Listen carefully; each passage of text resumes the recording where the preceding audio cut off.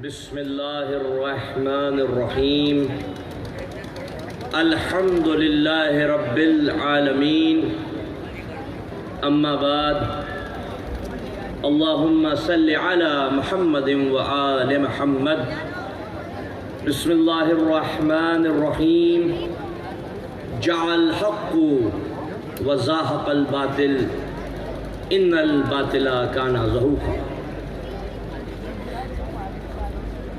کس شیر کی آمد ہے کہ رن کانپ رہا ہے،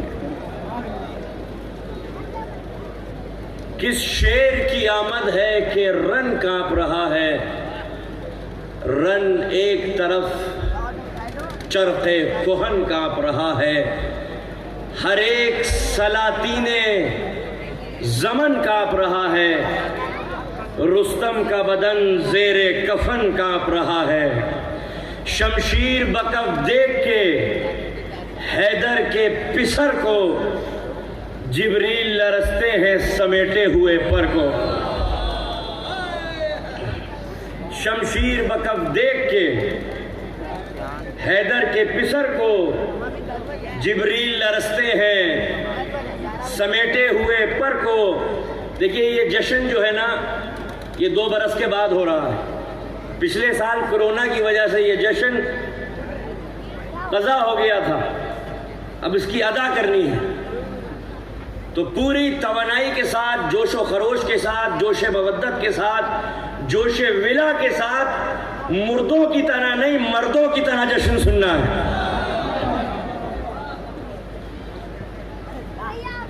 دیکھیے آیت اللہ بہجت ہمارے بہت بڑے عالم تھے، عالم ربانی تھے، عارف باللہ تھے۔ ان سے کسی نے پوچھا کہ تولا پہلے کرنا چاہیے یا تبرہ پہلے کرنا چاہیے؟ تو آیت اللہ بہجت نے فرمایا تھا کہ تبرہ پہلے کرنا چاہیے، تولا بعد میں کرنا چاہیے، اس لیے کیونکہ جب ہم کسی مہمان کو اپنے گھر میں بلاتے ہیں تو صفائی پہلے کرتے ہیں، مہمان کو بعد میں بلاتے ہیں۔ دیکھیے چاہے قرآن ہو یا وارث قرآن ہو، قرآن ہو یا وارث قرآن ہو، اس کی معرفت اور عرفان وہی حاصل کرے گا جس کی ماں نیک ہو اور باپ ایک ہو۔ قرآن کا عرفان وہی حاصل کرے گا، وارث قرآن کا عرفان وہی حاصل کرے گا کہ جس کا نلیال پاک ہو، جس کا ددیال پاک ہو، جس کا شجرہ پاک ہو، جس کے آباء و اجداد پاک ہو، اور جس کی رگوں میں حلال غذا سے بنا ہوا لہو دوڑ رہا ہو، وہی محمد و آل محمد کو سمجھ سکتا ہے، وہی قرآن کا حقیقی عرفان حاصل کر سکتا ہے۔ جس کی رگوں میں وقت کا ناجائز خون دوڑ رہا ہو، اسے کیا معلوم قرآن کی حقیقت کیا ہے؟ قرآن کی حقیقت تو وہی سمجھے گا، وارث قرآن کی حقیقت تو وہی سمجھے گا جس کا شجرہ پاک۔ یہی سبب ہے کہ امام حسین کربلا میں تقریر کر رہے تھے، اپنا تعارف کرا رہے تھے، میں مصداق انما ہوں، میں مصداق حل عطا ہوں، میں مصداق کوثر ہوں، میری ذات وہ ہے جو لعاب دہن رسالت سے بلا فصل سیراب ہوتی رہی ہے۔ مولا اپنا تعارف کراتے رہے لیکن لوگوں کے مزاجوں میں کوئی تبدیلی واقع نہیں ہوئی۔ ایک مرتبہ میرے مولا نے اپنے الفاظ تبدیل کر کے کہا کہ علی کا بیٹا فرزند رسول، زہرا کا لال اور حسن کا بھائی تمہارے سامنے تقریر کر رہا ہے، اور تمہاری طبیعتوں میں کوئی تبدیلی واقع اس لیے نہیں ہو رہی کیونکہ حرام غذائیں تمہارے لہو کے اندر داخل ہو چکی ہیں۔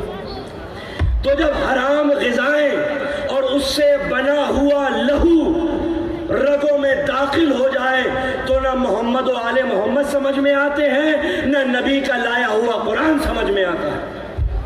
قرآن رسول کا معجزہ ہے، قرآن میں نہ اضافہ کیا جا سکتا ہے، قرآن کو نہ گھٹایا جا سکتا ہے، قرآن کو نہ بڑھایا جا سکتا ہے۔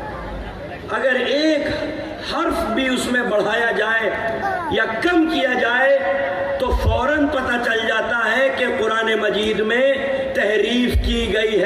پروردگار عالم کا معجزہ ہے۔ اور آج قرآن اس لیے ہے کیونکہ ہم جو بھی کہتے ہیں یا تو وہ نظم ہوتی ہے یا وہ نثر ہوتی ہے، تیسری کلام کی کوئی شکل موجود ہی نہیں ہے۔ جو بھی ہم کہیں گے بولیں گے یا تو وہ شاعری ہوگی یا وہ تقریر ہوگی۔ اللہ کے کلام کا معجزہ یہ ہے کہ نہ وہ نظم ہے نہ وہ نثر ہے۔ اس لیے قرآن مجید نے چیلنج کیا کہ اگر تم یہ سمجھتے ہو کہ یہ کلام غیر اللہ کی طرف سے ہے تو اس کا جواب لے کر آؤ، اس کی ایک آیت لے کر آؤ۔ تم ایک آیت اس لیے نہیں لا سکتے کیونکہ تم جو بھی کلام صادر کرو گے یا تو وہ نظم ہوگا یا وہ نثر ہوگا۔ اللہ کے کلام کا معجزہ یہ ہے کہ نہ وہ نظم ہے نہ نثر ہے۔ جیسے ہی اس میں بشر کا کلام داخل ہوتا ہے، آمیزش ہوتی ہے، پتہ چل جاتا ہے کہ اس میں آمیزش ہوئی ہے، اس میں مداخلت کی گئی ہے، اس میں کوئی بشری چیز شامل کی گئی۔ قرآن مجید کا طرز اسلوب ایسا ہے، قرآن مجید کے الفاظ کی ہم آہنگی ایسی ہے، اس کا تال میل ایسا ہے، اس کی ردم ایسی ہے کہ اگر کوئی بشر کا کلام اس میں داخل کیا جائے، شامل کیا جائے، کم کیا جائے یا زیادہ کیا جائے تو فوراً پتہ چل جاتا ہے۔ آپ کو معلوم ہے جس وقت قرآن مجید عرب کے اندر نازل ہوا تھا، بہت سارے شعراء کرام موجود تھے۔ ایک ایسا شاعر اس وقت موجود تھا جس کا نام لبید تھا، جس کا قصیدہ خانہ کعبہ کی دیوار پر ریشمی کپڑے کے اوپر سونے کی تاروں سے لکھ کر ٹانگ دیا گیا تھا۔ عربوں نے 7 شاعروں کے کلام تھے جو خانہ کعبہ کی دیواروں پر ٹانگ دیے تھے۔ اس کا جو مقطع تھا وہ لبید تھا۔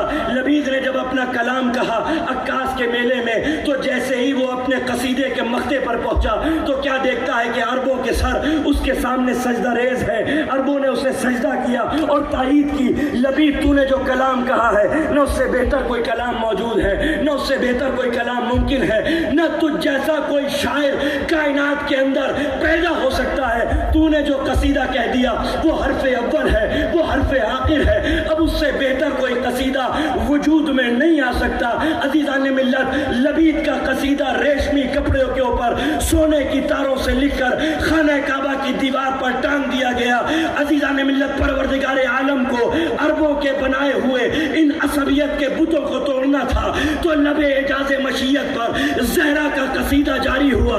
اِنَّا أَعْطَيْنَاكَ الْكَوْثَرَ فَصَلِّ لِرَبِّكَ وَانْحَرْ إِنَّ شَانِئَكَ هُوَ الْأَبْتَرُ۔ جب یہ قصیدہ نازل ہوا تو علی کو بلا کے رسول نے کہا علی لکھو زہرا کے اس قصیدے کو جا کر سورہ کوثر کو جا کر لبید کے قصیدے کے پہلو میں چسپاں کر دو۔ امیر المومنین نے زہرا کے اس قصیدے کو بوسیدہ کپڑے کے اوپر لکھا اور ریشمی کپڑے کے اوپر لبید کا جو قصیدہ ٹنگا ہوا تھا اسے چسپاں کر دیا۔ ادھر سے لبید کا گزر ہوا جس کا قصیدہ ٹنگا ہوا تھا، جسے عربوں نے سجدہ کیا تھا۔ لبید کے بڑھتے ہوئے قدم رک گئے جب لبید کی نظر سورہ کوثر پہ پڑی۔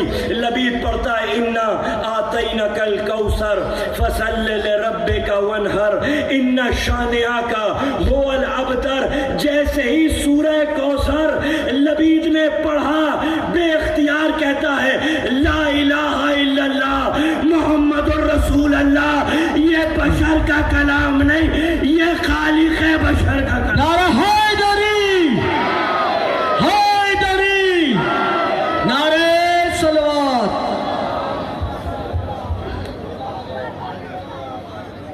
3 سطروں پر مشتمل سورہ کوثر کو پڑھا لبید نے اور جسے سجدہ کیا تھا عربوں نے وہ خالق قرآن کے سامنے سجدہ ریز ہو گیا۔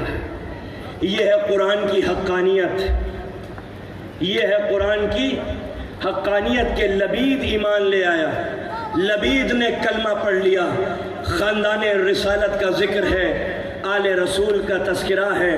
عزیزان ملت، اس خاندان میں 3 صفتیں بہت مقبول ہوئیں۔ آل رسول سے زیادہ کوئی خوبصورت نہیں تھا، آل رسول سے زیادہ کوئی شجاع نہیں تھا، آل رسول سے زیادہ کوئی سخی نہیں تھا۔ یہ 3 صفتیں ایسی تھیں جو تمام صفتوں پر مقدم نظر آتی تھیں۔ آل رسول سے زیادہ کوئی خوبصورت نہیں تھا۔ جناب عبداللہ اتنے حسین اور جمیل تھے کہ جب رسول اللہ کے والد جناب عبداللہ مدینے کی گلیوں سے، یثرب کی گلیوں سے گزرتے تھے تو کہنے والے کہتے تھے کہ کتنا حسین جا رہا ہے شخص ہے۔ جب مکہ کی گلیوں سے گزرتے تھے تو لوگ ان کی حسن اور خوبصورتی کو دیکھ کر اپنی اپنی دکانیں بند کر لیتے تھے۔ سرکار دو عالم کے حسن کا تو کمال یہ ہے، ان کے جمال کی تو انتہا یہ ہے کہ وہ حسن کے نقطہ مختتم پر فائز ہے۔ کسی نے پوچھا تھا صحابی نے، یا رسول اللہ کہ اگر آپ جا رہے ہوں اور آپ کے ساتھ جناب یوسف جا رہے ہوں تو لوگوں کی توجہ زیادہ کس کی جانب ہوگی؟ تو رسول اسلام نے فرمایا تھا اگر میرا بھائی یوسف میرے ساتھ مدینے کی گلیوں میں گزرے تو لوگوں کی توجہات یوسف سے ہٹ کر میری جانب مرکوز ہو جائیں گی۔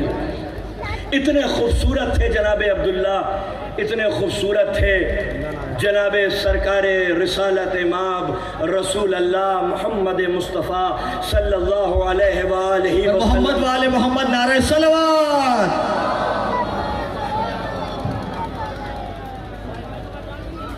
ایک بچی جواب نہیں تھا، جناب رسالت مآب کا حسن کا کوئی جواب نہیں تھا۔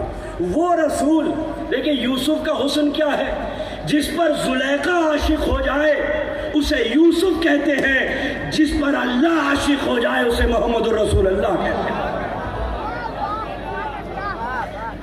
حسن کا کوئی کمال نہیں، حسن کی کوئی انتہا نہیں۔ وہ رسول اللہ جن سے زیادہ کوئی حسین اور جمیل نہیں تھا، علی کے چہرے کو دیکھ کے کہا علی انت بدر الدجا، علی تو 14ویں کا چاند ہے، علی تو 14ویں کا چاند ہے۔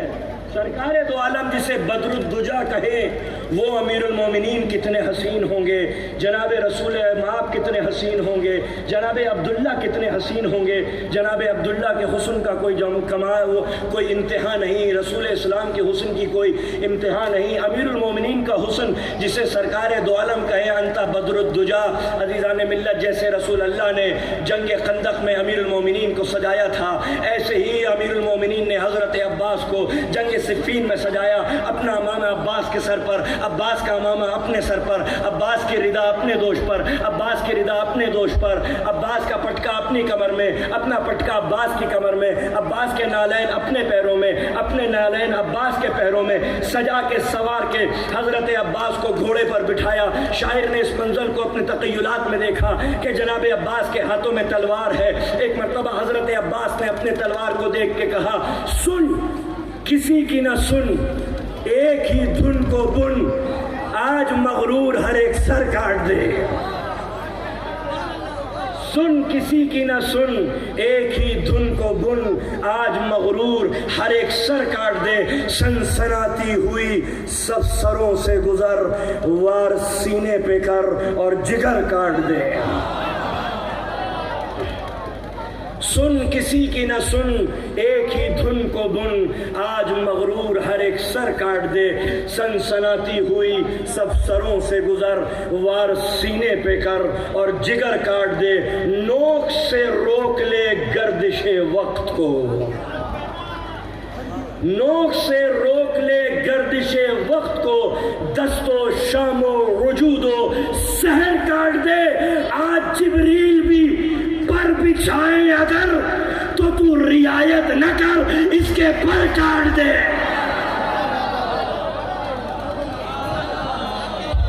نعرہ حیدری، حیدری، نعرہ صلوات۔ آج جبریل بھی پر بچھائیں اگر تو رعایت نہ کر، اس کے پر کاٹ دے۔ حضرت عباس نے گھوڑے کو مہمیز کیا اور گھوڑا چلا صفوں کی صفیں الٹنے کے لیے، میسرے کو میمنے پر، میمنے کو میسرے پر، قلب لشکر کو حضرت عباس نے الٹ دیا۔ کسی نے بتایا کہ آپ کے فرزند نے، بیٹے نے قلب لشکر کو الٹ دیا ہے۔ امیر المومنین نے آگے بڑھ کے دیکھا کہ میرا بیٹا عباس جنگ کر رہا ہے. کسی سے کہا ذرا عباس کو بلاؤ. کسی نے جا کے کہا یا ابو الفضل العباس آپ کے بابا نے آپ کو بلایا ہے. حضرت عباس پیچھے پلٹے, دیکھا اپنے بابا کو تو جو تحت الحلق تھا وہ سرکا اور حضرت عباس کا چاند جیسا چہرہ روشن ہو گیا. حضرت عباس کی ایک زلف تھی جو آپ کے حسین و جمیل اور خوبصورت رخساروں پر لہلہا رہی تھی. جب امیر المومنین نے اس منظر کو دیکھا نا تو اب ایک مرتبہ اپنے اصحاب سے مخاطب ہو کے کہا حاذا قمر بنی ہاشم, یہ بنی ہاشم کا چاند ہے. پروردگار عالم ہمیں توفیق عنایت فرمائے کہ زندگی گزرے تو در عباس پر گزرے, موت آئے تو اسی در پر آئے. اس لیے کیونکہ عباس کا در زندگی ہے, در حیات ہے. پوری کلیجے کی طاقت کے ساتھ, توانائیوں کے ساتھ خراج عقیدت پیش کرتے ہوئے اپنی آوازوں کو کربلا کی دہلیز تک پہنچاتے ہوئے امام زمانہ کی بارگاہ میں مبارکباد پیش کرتے ہوئے نعرہ حیدری